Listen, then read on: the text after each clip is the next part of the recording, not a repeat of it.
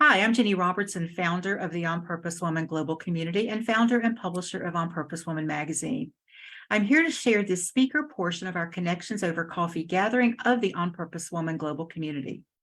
Reverend Rosemary Robertson Bredeson is speaking on Business and Money, Can It Be Spiritual? She is a spiritual mentor, medium, and teacher of the new consciousness. After many years working for NASA on the Hubble Space Telescope Project, she changed careers to help people find the clear path to living as their authentic self. Using her gifts, human design, and other counseling tools, Rosemary works with individuals, teaches classes, and shares wisdom from many dimensions. Learn more at thescientificmystic.com, and that link is also in the text of this video. And I just realized I left all of you on camera. I'm going to take you all off right now. My apologies for that. So Rosemary, there you go. And welcome whenever you're ready. Thank you, Jenny. And it's a delight to be here. I love to be in this community. And the topic, business and money, may have been an interesting one for you to join the group today or to listen to this video. But sometimes we get so caught up in either business or money, or we're in the business to make money. And most of the time, at least in the women in this community, we see that we start a business because we want to help people. It actually comes from the heart. And there's a lot of business coaching that's been out there. I put it all in the old 20th century sensibilities, not 21st century. But it's like, no, you're in business to make money, and this is how you do it. And it feels to me as if so many of us are being called to offer our gifts into the world in a way that helps other people. And that's what opens the flow for the money. So you've probably heard, do what you love and the money will follow. That's one of the money stories that's out there. I think that doing what you love starts with getting in touch with where is your heart ready to open up to others. And I'm going to share with you one of the things that I like to tell my clients. And I do work with personal clients individually, and doing the group programs is another fun thing. But I help clients figure out where they fit into the cosmic plan. And this is like stepping up out of 3D.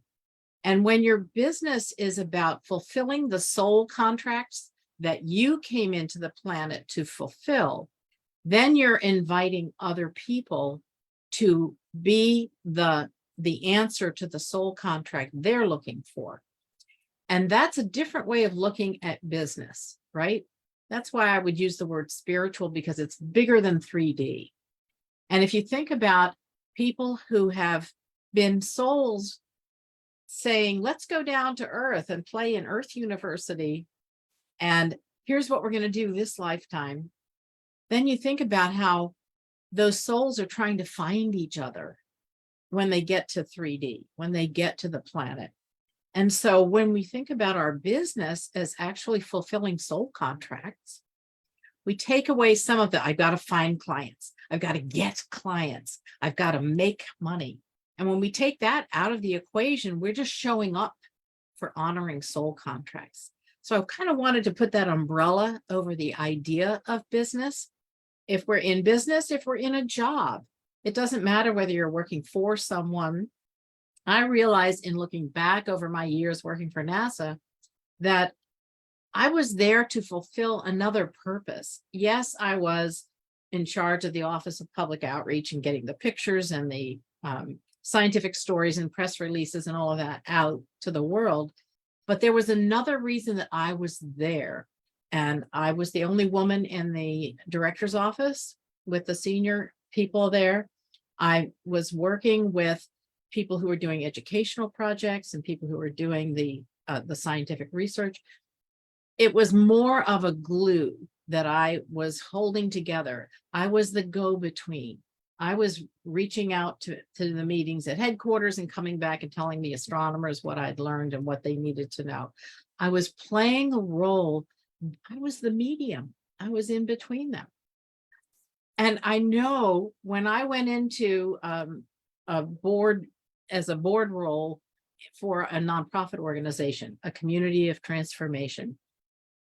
I discerned that my role was to be the oracle. I learned who I was, who I am.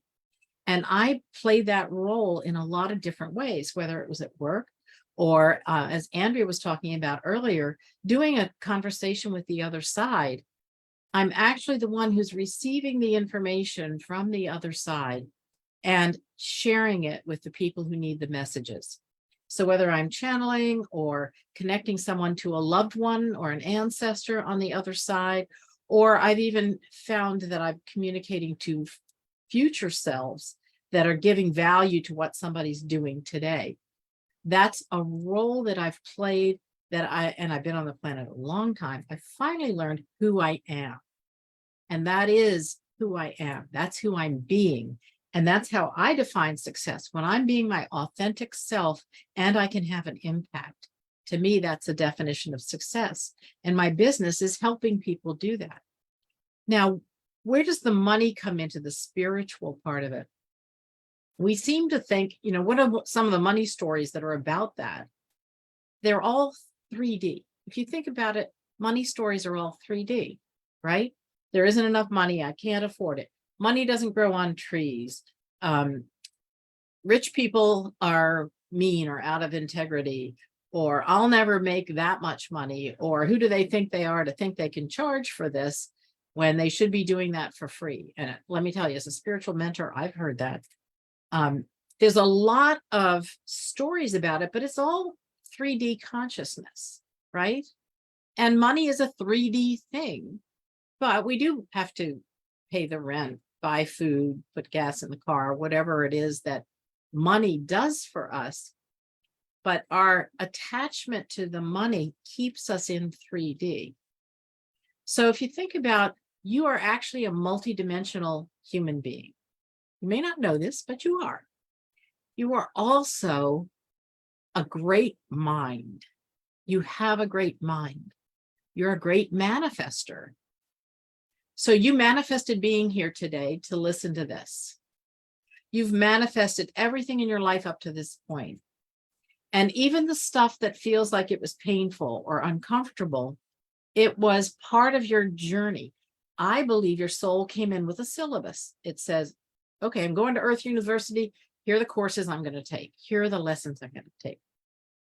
And your ego or personality served up those lessons to you and said to your soul, oh, here's a situation where you can learn a lesson.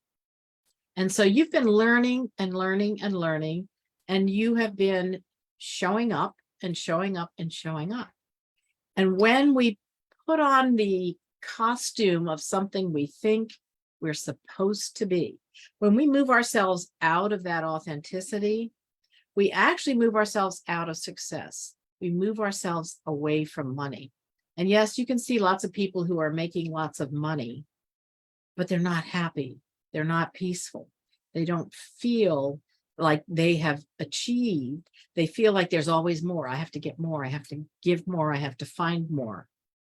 And so I'm going to invite you to think about your success as being a part of the cosmic plan and showing up fully present as authentic you, and then allowing those soul contracts I talked about to be fulfilled so that the resources that you need to continue can show up for you.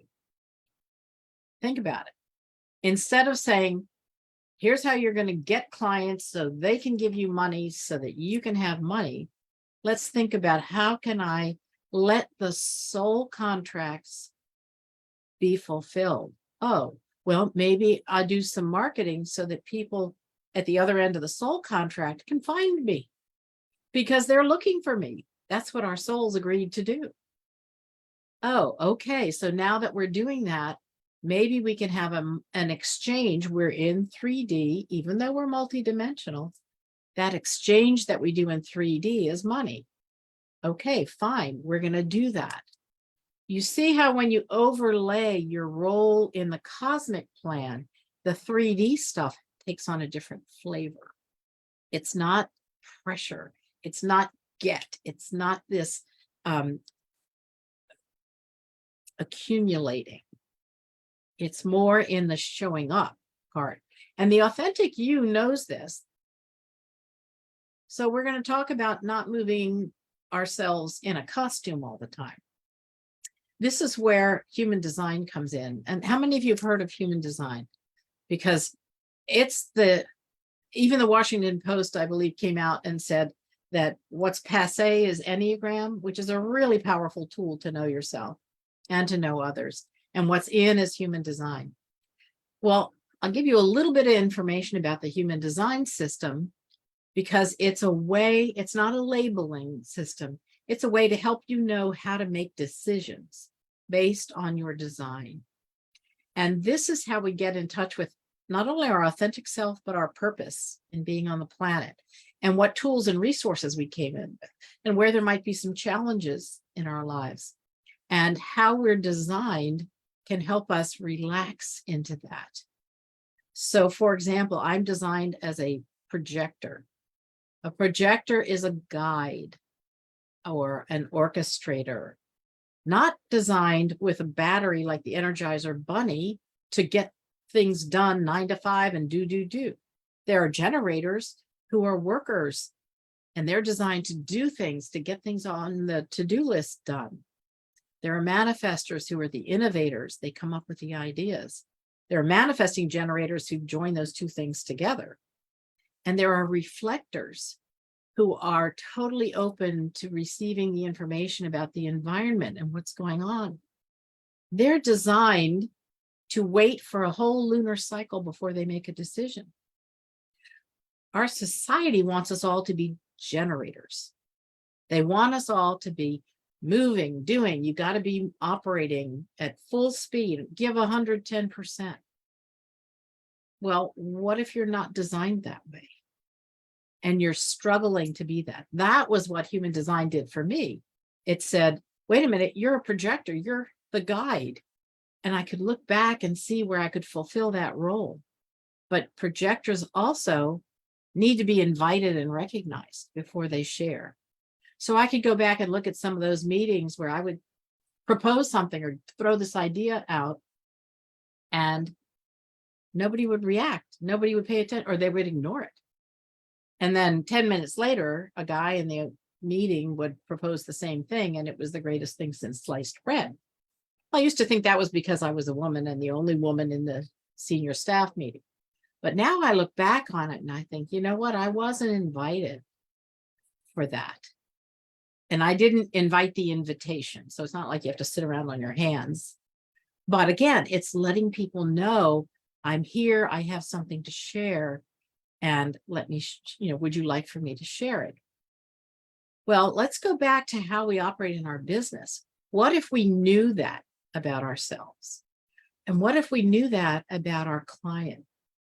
I'm finding that if I'm working with a client who's a generator, and I know that generators operate best if I give them yes or no questions, because a generator is designed to answer a question by feeling an is the yes, or the energy goes down is a no.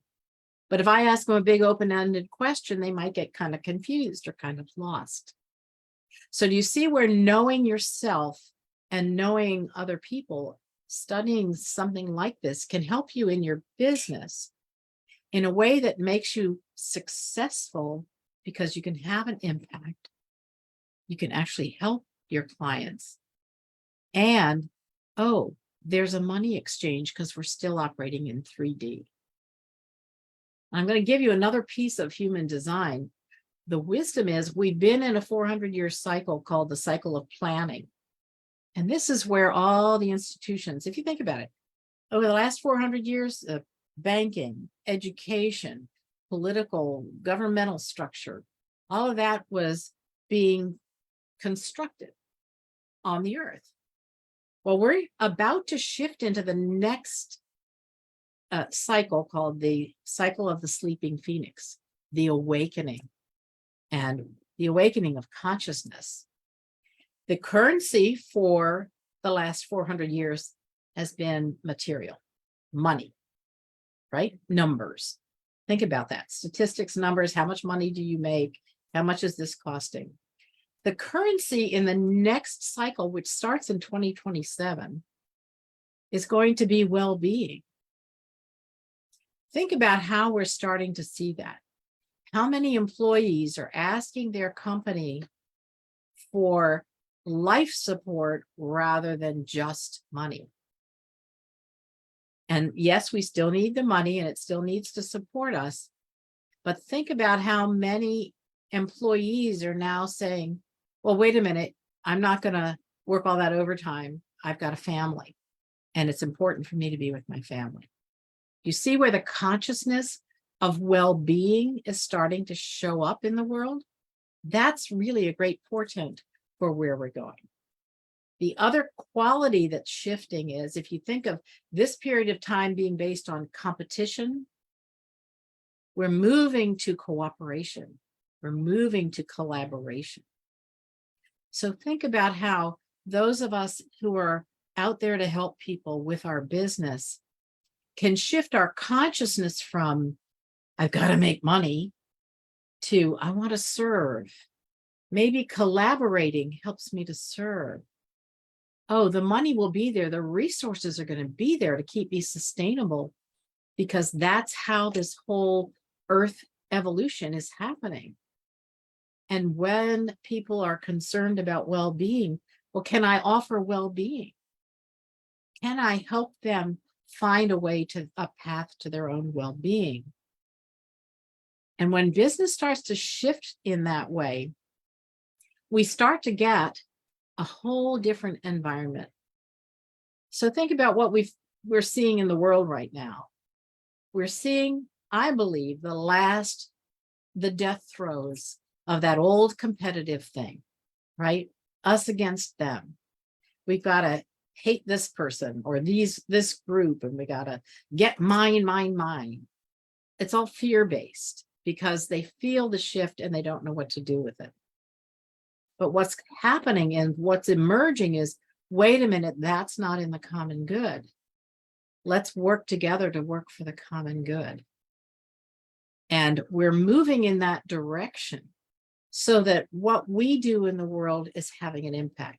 And let me tell you, anybody in this community that Ginny has attracted is someone with an open heart, someone who really does want to have an impact in the world.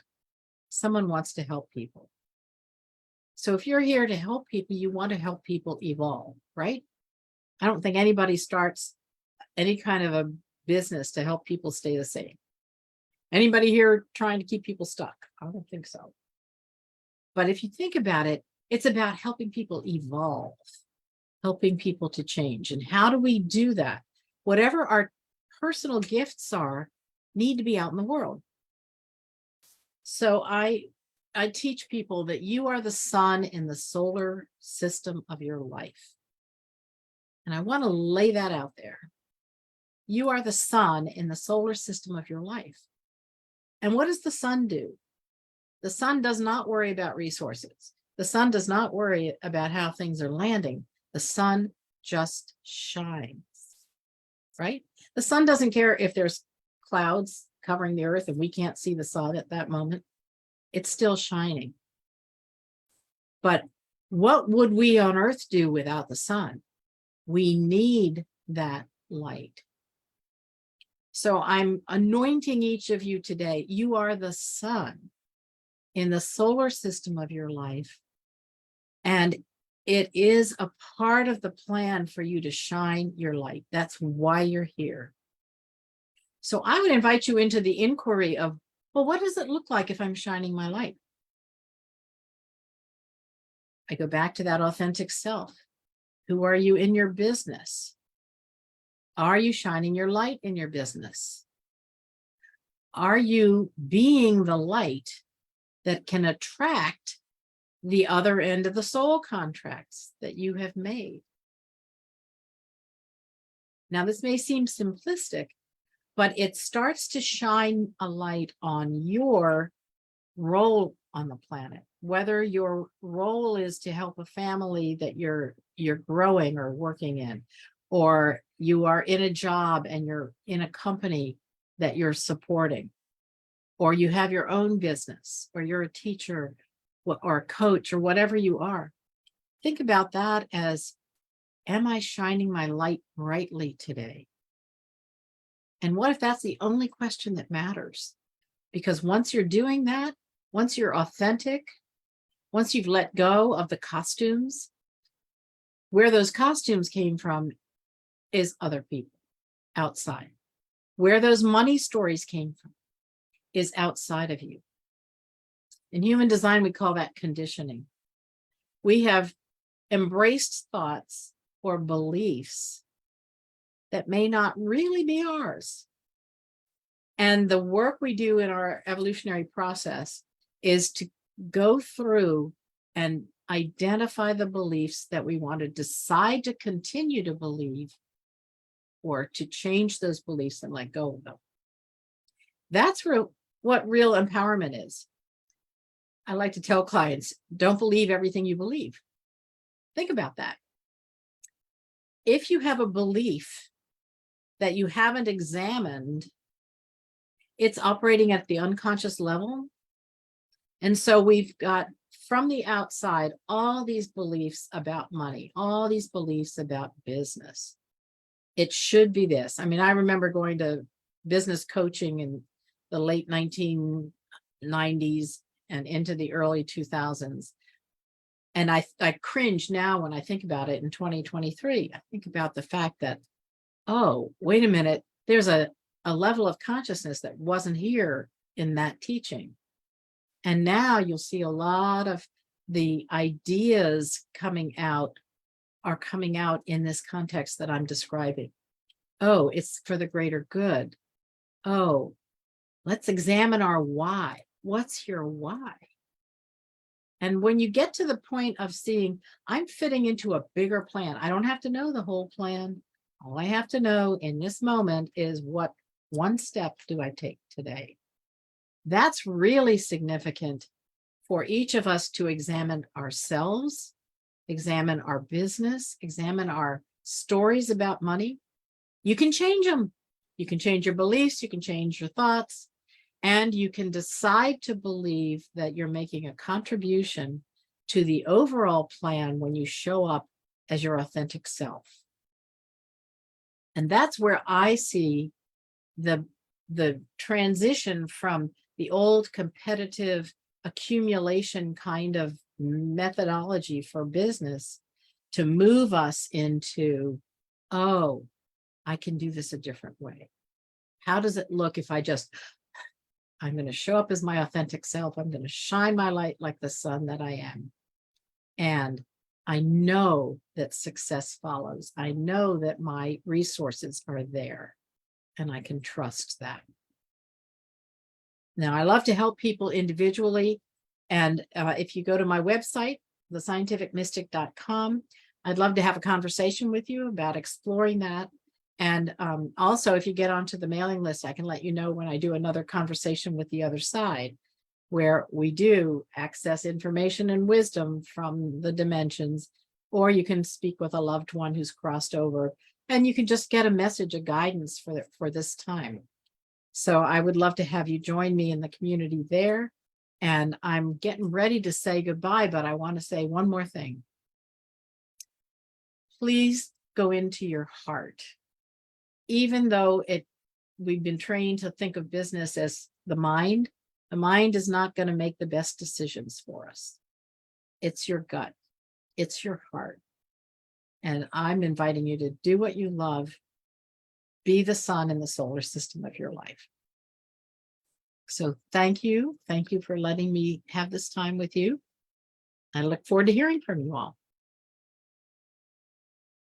Thank you, Rosemary. Yay. That was so wonderful. I love that. And I'd like to ask everyone here to unmute yourselves and just let's applaud and hoop and holler and just give Rosemary some love here. Thank you. Thank you. And before I wrap up here, I want to thank anyone who's watching this, either the Facebook Live or a replay on YouTube. If you'd like to join us for one of our 9 free Zoom gatherings or an in-person in Columbia, Maryland, Richmond, Virginia, or Tallahassee, Florida, comment below, and I'll tell you how to do that. You can also go to my website, which is in the text here, OPWGC, and find out all about our community.